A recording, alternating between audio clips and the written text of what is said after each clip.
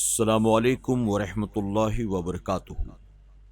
میرے پیارے آقا علیہ الصلوۃ والتسلیم کے پیارے دیوانوں، خاتون جنت حضرت فاطمۃ الزہرا رضی اللہ تعالیٰ عنہا کی کنیزوں، عورتوں کی حکایات، اس درس کے 46ویں ایپیسوڈ میں آپ تمام کا استقبال ہے۔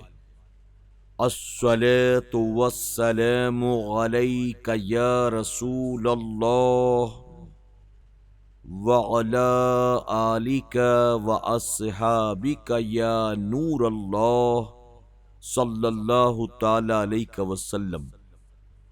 حکایت نمبر 84۔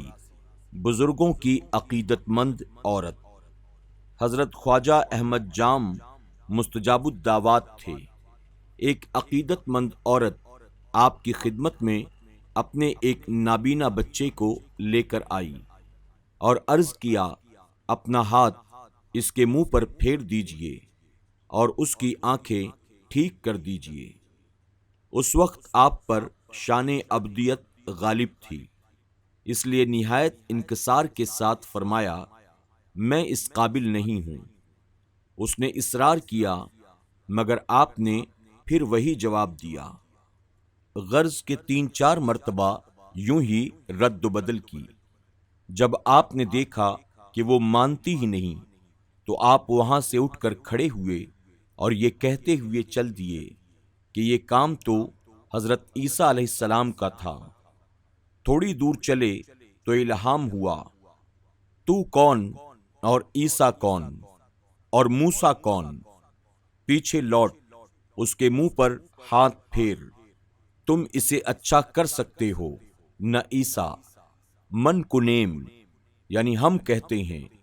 آپ یہ سن کر لوٹے اور مامی کنیم فرماتے جاتے تھے اور جا کر اس کے منہ پر ہاتھ پھیر دیا اور اس کی آنکھیں اچھی ہو گئیں۔ سبق: اصل فاعل خدا ہے اور اولیاء اکرام خدا کی مدد کے مظہر ہیں، اور اللہ تعالی اپنے مقبولوں کے ہاتھوں سے بیماروں کو شفا دیتا ہے، اور ان کے ہاتھ کے پھیرنے سے اندھے بھی بینا ہو جاتے ہیں۔ عورت نے یوں کہا کہ آپ اس کی آنکھیں اچھی کر دیجئے۔ حکیم الامت صاحب کے آج کل کے ماننے والوں میں سے اگر اس وقت کوئی وہاں ہوتا تو جھٹ شرک کا فتویٰ لگا دیتا کہ اچھا کر دینا تو خدا کا کام ہے، اور تو خواجہ احمد جام کو کہہ رہی ہے کہ آپ اچھا کر دیں۔ معلوم ہوا کہ پہلے زمانے کی مسلمان عورتیں بھی بزرگوں سے عقیدت رکھتی تھیں اور انہیں یقین تھا کہ اللہ کے مقبولوں سے سب کچھ مل سکتا ہے۔ در فیض حق بند جب تھا نہ اب کچھ، در فیض حق بند جب تھا نہ اب کچھ، فقیروں کی جھولی میں اب بھی ہے سب کچھ۔ اور آج کل کے بعض مرد بھی یوں کہتے ہیں، وہ کیا ہے جو نہیں ملتا خدا سے جسے تم مانگتے ہو اولیاء سے۔ یہاں تک کہ خود حضور اکرم صلی اللہ علیہ وسلم کے متعلق بھی لکھ ڈالتے ہیں کہ جس کا نام محمد ہے وہ کسی چیز کا مختار نہیں۔ اس قسم کی بدعقیدگی کے حامل سینکڑوں مردوں کی بدعقیدگی اس پاک باز عورت کی عقیدت پر قربان۔ کتنی خوش قسمت تھی وہ عورت جو اپنے حسن عقیدت سے اللہ والوں سے اپنے اندھے بیٹے کے لیے آنکھیں لے کر آ گئی، اور کتنے بدبخت ہیں وہ مرد جو اللہ والوں کو بری نظر سے دیکھ کر دل کی بصیرت کھو کر دل کے اندھے ہو گئے ہیں۔ اولیاء کی ہے غذا بس یاد حق، اولیاء کی ہے غذا بس یاد حق، جان ان کو مظہر امداد حق۔ حکیم صاحب کی یہ 2 حکایات پڑھنے کے بعد اب پڑھیے دیوبندی حضرات کے ماہنامہ پیام حق کی حکایت، جس کا عنوان ہے بو علی کلندر، مگر ہم نے عورتوں کی حکایات کی مناسبت سے اس کا عنوان رکھا ہے گجری۔ حکایت نمبر 85۔ گجری۔ چھیل چھبیلی گجری بید کی طرح لچکیلی روپ میں چندرا کو شرماتی سر پر دہی کا مٹکا دھرے کمر کو بل دیتی ہوئی جوانی کے نشے میں جھومتی ہوئی چلی آ رہی تھی۔ ایک خستہ حال فقیر سرے راہ بیٹھے ہوئے گجری کے یہ ٹھاٹ دیکھتے ہوئے بولا، کیا بیچتی ہو؟ گجری ٹھاٹ سے بولی، دہی بیچتی ہوں۔ ہمیں نہ کھلاؤ گی دہی؟ فقیر دستے سوال بڑھا کر بولا۔ گجری ہنس پڑی، بولی، بابا تم کیا کھاؤ گے دہی؟ اس کی ہنسی میں بے باکی تھی، غرور تھا، جیسے کہتی ہو یہ انمول ہے میرے حسن ہی کی طرح۔ فقیر قہقہا لگا کر بولے، ہم اس کے دام دیں گے۔ گجری ان کی جرأت پر کاجل بھری آنکھوں میں ڈورے ڈال کر بولی، سونے کا 1 ٹکا دینا ہوگا۔ فقیر زانو پر ہاتھ مار کر بولے، سونے کا 1 ٹکا؟ گجری نے دیکھا فقیر کے کھردرے ہاتھ میں اشرفی چمک رہی تھی۔ اس نے مٹکا سر سے اتارا اور لے جا کر بولی، برتن لاؤ۔ فقیر فاتحانہ انداز سے بولے، ہمیں دہی نہیں چاہیے، جاؤ لے جاؤ۔ ٹکا بھی دیا اور دہی بھی چھوڑا، ہم جو چاہتے تھے مل گیا۔ گجری ٹکا لے کر سوچ میں پڑ گئی، کیسا خریدار ہے، مال بھی چھوڑا اور دام بھی۔ وہ مٹکے کو سر پر رکھ کر صدا لگاتی ہوئی آگے بڑھ گئی، لے لو دہی۔ اب روز کا یہ معمول تھا کہ وہ ان کے پاس آتی، سونے کا ٹکا پا کر آداب بجا لاتی، اور ہر روز ٹکا پانے سے اس کے گھر میں خوشحالی کے دور دورے ہو گئے۔ فقیر کی ایک نگاہ کرم نے اس کی غربت کو امارت میں بدل دیا۔ اس کے باوجود گجری کا گھر بے چراغ تھا۔ ایک روز اسے مغموم پا کر شوہر بولا، فقیر جو تم پر اتنا مہربان ہے، اس سے لڑکا کیوں نہیں مانگتی؟ یہ بات گجری کے دل میں بیٹھ گئی اور شوہر سے کہنے لگی، آج فقیر سے یہ بات ضرور کہوں گی، مجھے یقین ہے یہ مجھے مالا مال کر دیں گے۔ دوسرے دن بن ٹھن کر اس نے دہی کا مٹکا سر پر رکھا اور فقیر کے پاس جا پہنچی اور بولی، آج میں سونے کا ٹکا نہیں لوں گی۔ فقیر نے کہا، تو پھر کیا لوگی؟ گجری بولی، میرے اولاد نہیں ہوتی، سندر سا بالک لوں گی۔ فقیر مسکرا کر بولے، ہم تمہیں نہال کر دیں گے، کل اپنی ان تمام سہیلیوں کو بھی ساتھ لے آنا جن جن کی گود خالی ہے، ہم مراد سے بھر دیں گے۔ گجری آداب بجا لائی، جھک کر سلام کیا اور مسکراتی ہوئی آئی۔ چنانچہ دوسرے دن گجری اپنی تمام بے اولاد سہیلیوں کو لے کر فقیر کے پاس پہنچ گئی۔ فقیر منہ سے پان کا اگال نکال کر بولے، یہ لو، اس میں سے تھوڑا تھوڑا سب کھا لو اور خدا کی قدرت دیکھو۔ سب نے تھوڑا تھوڑا اگال کھا لیا۔ ایک عورت جو بڑی مغرور تھی ماتھے پر تیوری چڑھا کر بولی، ہائے، مجھے تو اس جھوٹن سے گھن آتی ہے۔ یہ کہا اور اگال زمین پر پھینک دیا۔ وقت مقررہ پر گجری اور اس کی سہیلیوں کے یہاں بچے پیدا ہوئے اور اندھیرے گھروں میں اجالا ہو گیا۔ اس مغرور عورت نے یہ حال دیکھا تو دل ہی دل میں شرمائی اور پچھتائی۔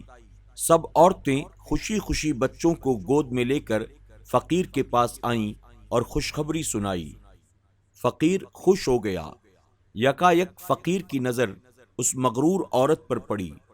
آپ اس سے مخاطب ہو کر بولے، تو آج کیوں اداس ہے؟ یہ ندامت سے گردن جھکا کر بولی، میں نے آپ کا اگال زمین پر ڈال دیا تھا، کھا لیتی تو آج میری گود بھی ہری ہو جاتی۔ فقیر مسکرا کر بولے، تو غمگین نہ ہو، فقیر کسی کو اداس نہیں دیکھ سکتا، جا، کہاں ڈالا تھا تو نے اس اگال کو؟ وہ عورت اٹھی، چٹان کی دوسری طرف اس نے فقیر کا اگال حکارت سے پھینک دیا تھا۔ وہ یہ دیکھ کر حیران رہ گئی کہ اس جگہ پر پڑا ہوا بچہ انگوٹھا چوس رہا ہے۔ ماں کی ممتا بھری ساکن ندی میں ہلچل مچ گئی۔ میرا بچہ کہہ کر اسے گود میں اٹھا لیا، پھر سہیلیوں میں آئی اور مسکرا کر بولی، فقیر نے میری گود بھی ہری کر دی۔ فقیر نے ان سب کو دعائیں دیں۔ یہ فقیر حضرت بو علی قلندر تھے۔ سب حضرت بو علی قلندر کے گن گاتی ہوئیں اپنے اپنے گھروں کو لوٹ گئیں۔ دیوبندی حضرات کا رسالہ پیام حق، کراچی، اکتوبر 1994۔ سبق: دیوبندی اور غیر مقلدین حضرات کی معتمد علیہ سب سے بڑی کتاب تقویۃ الایمان، جسے یہ لوگ ہزاروں کی تعداد میں چھاپ کر مفت تقسیم کرتے ہیں، جو ان کے عقائد کا منبع ہے۔ اس کی پہلے چند ان عبارات کو پڑھ لیجئے۔ انبیاء اور اولیاء کو اللہ نے عالم میں تصرف کرنے کی کچھ قدرت نہیں دی۔ جس کو چاہیں مار ڈالیں یا اولاد دیں یا مشکل کھول دیں۔ اللہ زبردست کے ہوتے ہوئے ایسے عاجز لوگوں انبیاء و اولیاء کو پکارنا جو کچھ فائدہ و نقصان نہیں پہنچا سکتے، محض بے انصافی ہے۔ اور ایسے بڑے شخص یعنی اللہ کا مرتبہ ایسے ناکارہ لوگوں کو ثابت کیجیے۔ کسی کا نام عبد النبی یا پیر بخش یا امام بخش رکھنا شرک ہے۔ اسی طرح کی ان کی تقریریں اور تحریریں بھی ہوتی ہیں کہ کوئی نبی ولی کچھ اختیار نہیں رکھتا، رسول کے چاہنے سے کچھ نہیں ہوتا، جو مانگو خدا ہی سے مانگو، غیر سے کچھ مانگنا شرک ہے۔ مگر دیوبندی رسالے کی اس حکایت سے یہ معلوم ہوا کہ اللہ کے مقبول بندے اپنے اللہ سے دین و دنیا کے خزانے لے کر آتے ہیں۔ زانو پر ہاتھ مارا تو اشرفی پیدا کر لی، اور پھر ایک روز نہیں بلکہ ہر روز۔ یہ تصرف نہیں تو اور کیا ہے؟ پھر اپنے پان کے اگال سے اولاد بھی دے دی۔ یہ سب اللہ ہی کی دین تھی، لیکن ظہور اس کا بو علی قلندر کی ذات سے ہوا۔ باوجود اس کے انبیاء و اولیاء کو ناکارے کہنا یہ کس قدر گستاخی و ظلم ہے۔ کسی دوائی کو شفا بخش کہنا جائز ہے۔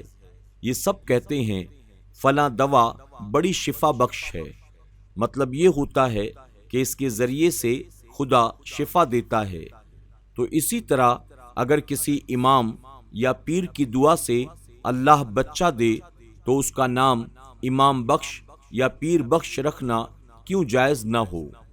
اور یہ جو حکایت میں بیان کیا گیا کہ بہت سی عورتوں کو بو علی قلندر کے منہ کے پان کے اگال سے خدا نے بچے دیے، یہ سب بچے اس معنی میں قلندر بخش ہوئے یا نہیں؟ یہ بھی پتا چلا کہ ان سب عورتوں میں سے جس مغرور تقویۃ الایمانی عورت کو بو علی قلندر کے منہ کے اگال سے گھن آئی، اس نے فیض رسا اگال کو پھینک دیا۔ خدا نے اسے بھی محروم نہ رکھا کہ وہ ایک مقبول کے دروازے پر آئی تھی۔ یہ بھی معلوم ہوا کہ جس ذات پاک و بابرکات حضور اکرم صلی اللہ علیہ وسلم کے ایک غلام کی یہ شان ہے کہ زانو پر ہاتھ مارے تو اشرفی پیدا کر دیں، اس ذات پاک کے تصرف کا اپنا خود کا کیا عالم ہوگا۔ باوجود اس کے اگر کوئی ان کے لیے یہ لکھ دے کہ جس کا نام محمد ہے وہ کسی چیز کا مالک و مختار نہیں، وہ کس قدر گستاخ اور بد نصیب ہے۔ ہمارے حضور تو زمین بھر کے خزانوں کے مالک ہیں۔ یہ بھی پتا چلا کہ اس قسم کے لوگوں کا حافظہ اتنا کمزور ہو جاتا ہے کہ انہیں پتہ ہی نہیں چلتا کہ ہم کیا لکھ چکے ہیں اور اب کیا لکھ رہے ہیں۔ پس اس دیوبندی حکایت کے پیش نظر حقیقت یہی ہے، در فیض حق بند تھا نہ اب کچھ، در فیض حق بند تھا نہ اب کچھ، فقیروں کی جھولی میں اب بھی ہے سب کچھ۔ آج کے درس میں بس اتنا ہی۔ السلام علیکم ورحمۃ اللہ وبرکاتہ۔